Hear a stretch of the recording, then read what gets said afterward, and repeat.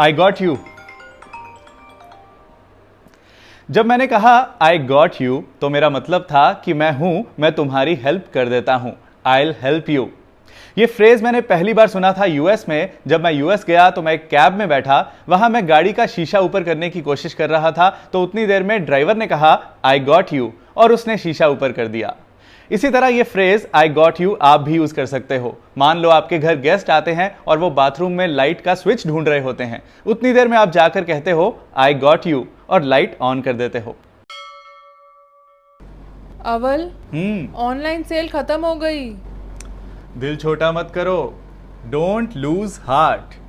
Don't lose heart मतलब दिल छोटा मत करो, उदास मत हो, निराश मत हो।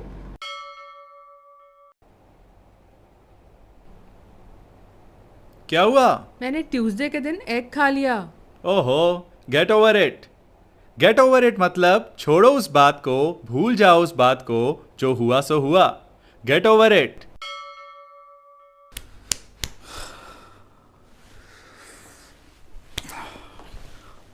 Why are you so worked up? Why are you so worked up? Worked up का मतलब होता है रेस्टलेस होना, बेचैन होना, बौखलाए हुए होना, अपसेट होना। Why are you so worked up? तुम इतने बेचैन क्यों हो?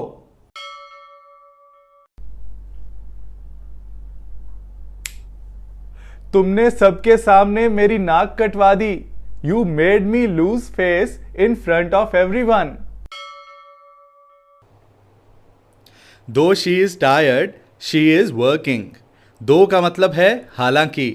हालांकि ये थकी हुई है फिर भी काम कर रही है। Though she is tired, she is working.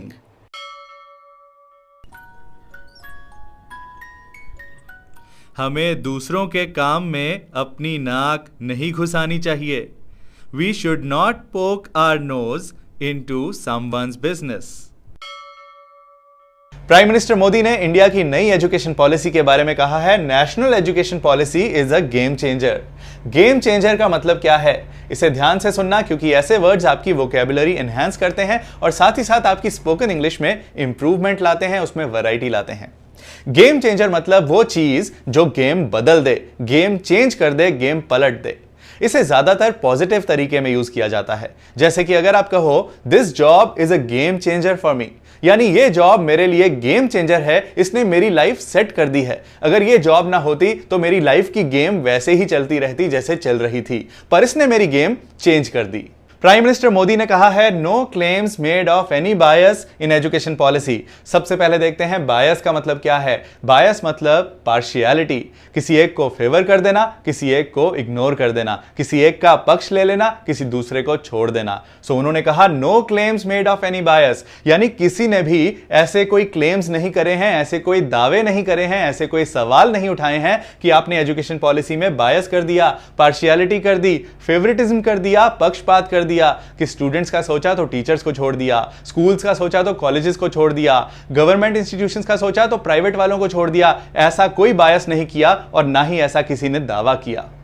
PM ने पुरानी एजुकेशन पॉलिसी की एक कमी बताई कि उसमें interest ability mapping was not considered, यानी स्टूडेंट्स का इंटरेस्ट क्या है, क्या पसंद है उनकी एबिलिटी क्या है, क्या योग्यता है उनमें, क्या काबिलियत है उनमें, उसकी मैपिंग करना कंसिडर नहीं किया गया था, उसे ध्यान में नहीं रखा गया था, उसका ख्याल नहीं रखा गया था। लेकिन मैपिंग का मतलब क्या है? मैपिंग मतलब मैच करना, कि तुम्हारा ये इंटरेस्ट है, तुम्हें ये करना चाहिए, तुम में ये काबिलियत है, तुम्हें ये करना चाहिए, वो होता है मैपिंग करना, मैच कर लेना।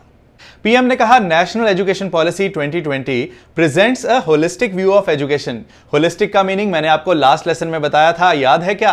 होलिस्टिक व्यू मतलब 360 डिग्रीज व्यू, जिसमें हर चीज का ख्याल रखा गया हो, हर चीज को देखा गया हो, कुछ भी मिस ना किया गया हो, ऐसी पॉलिसी बना के लाए हैं।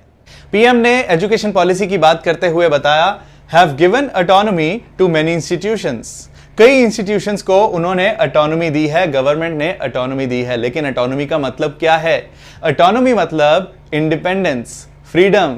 यूनिवर्सिटीज को, कॉलेजेस को इंडिपेंडेंस दे दी है कि आप अपने रूल्स खुद बना सकते हो, अपना स्ट्रक्चर, अपना सिलेबस खुद बना सकते हो। पीएम ने कहा students have to be shaped into global citizens. Students have to be shaped, इसका मतलब है कि स्टूडेंट्स को ऐसा बनाना होगा, स्टूडेंट्स को ऐसा ढालना होगा ताकि वो ग्लोबल सिटीजंस बने। ग्लोबल सिटीजंस का मतलब यहां ये नहीं है कि बिना पासपोर्ट के, बिना वीजा के कहीं भी जा सकें। इसका मतलब है कि उनकी डिग्री ऐसी हो जो दुनिया में कहीं भी मानी जा सके, उन्हें कहीं भी जॉब मिल सके, उनकी सोच ग्लोबल लेवल की हो। एक न्यूज चैनल पर हेडलाइन है, how long can Rhea duck arrest. क्या यहां किसी डक के, बतख के अरेस्ट होने की बात हो रही है? नहीं, अभी बताता हूं डक का मीनिंग क्या है, लेकिन उससे पहले how long.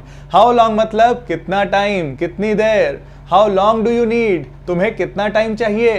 How long can you hold your breath, तुम कितनी देर तक सांस रोक सकते हो।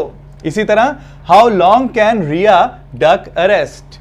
डक का मतलब है बचना। जैसे आपकी तरफ अगर कोई पत्थर फेंकता है तो आप ऐसे करते हो, इसे कहते हैं डक करना। सो इसी तरह how long can Rhea duck arrest मतलब रिया अरेस्ट से कब तक बच सकती है। इसी तरह अगर आप किसी से कोई क्वेश्चन पूछते हो और वो आंसर नहीं देकर बचने की कोशिश करता है तो आप उसे कह सकते हो, don't try to duck my questions, मेरे क्वेश्चन से बचने की कोशिश मत करो।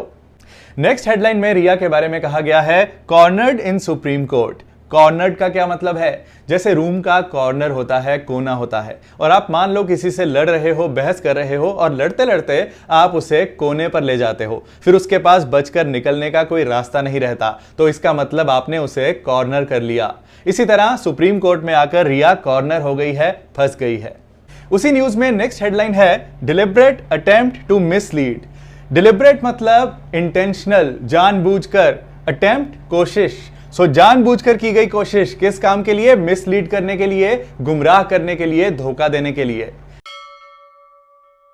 बिहार में आए फ्लड्स की न्यूज से इंग्लिश वर्ड सीखते हैं। हेडलाइन है, बिहार फ्लड फ्यूरी। फ्यूरी का क्या मतलब है? फ्यूरी मतलब कहर, वॉयलेंट एक्शन। बिहार में आए फ्लड्स का वॉयलेंट एक्शन, बिहार में आए फ्लड्स का कहर। एक इंग्लिश मूवी सीरीज है फास्ट एंड फ्यूरियस। जो कहर ढाए, जो फ्यूरी दिखाए, वो फ्यूरियस होता है। इसी न्यूज में नेक्स्ट हेडलाइन है, स्कूल बिल्डिंग सबमर्ज्ड। सबमर्ज्ड का क्या मतलब है? सबमर्ज कर जाना मतलब पानी के नीचे चले जाना, पानी के अंदर चले जाना, पानी में डूब जाना, सबमर्ज हो जाना। आपने एक वर्ड सुना होगा, सबमरीन, यानी पनडुब्बी जो पानी में चली जाती है। मर्ज कर जाना मतलब मिल जाना, पर सबमर्ज कर जाना मतलब पानी के अंदर चले जाना। इसी न्यूज में नेक्स्ट हेडलाइन है, फ्लड सिचुएशन ग्रिम इन बिहार। बिहार में फ्लड सिचुएशन ग्रिम है। ग्रिम का क्या मतलब है? ग्रिम मतलब बहुत ही दर्दनाक है, बहुत ही खराब है, बदतर है। इसे हॉरिबल कह लो, टेरिबल कह लो, शॉकिंग कह लो, डिप्रेसिंग कह लो, इन सब का मतलब है ग्रिम। एक चैनल ने इसे कहा है मॉनसून मेहम। मेहम का मतलब होता है तबाही, डिस्ट्रक्शन, ऐसी सिचुएशन जिसमें सब तहस नहस हो जाए। इस मजेदार वीडियो की तरह मेरा फुल स्पोकन इंग्लिश कोर्स भी बहुत अलग है, बहुत खास है, जिसमें मैंने बिल्कुल शुरू से लेकर एडवांस लेवल तक स्टेप बाय स्टेप सिखाया है और बोलने की प्रैक्टिस भी करवाई है।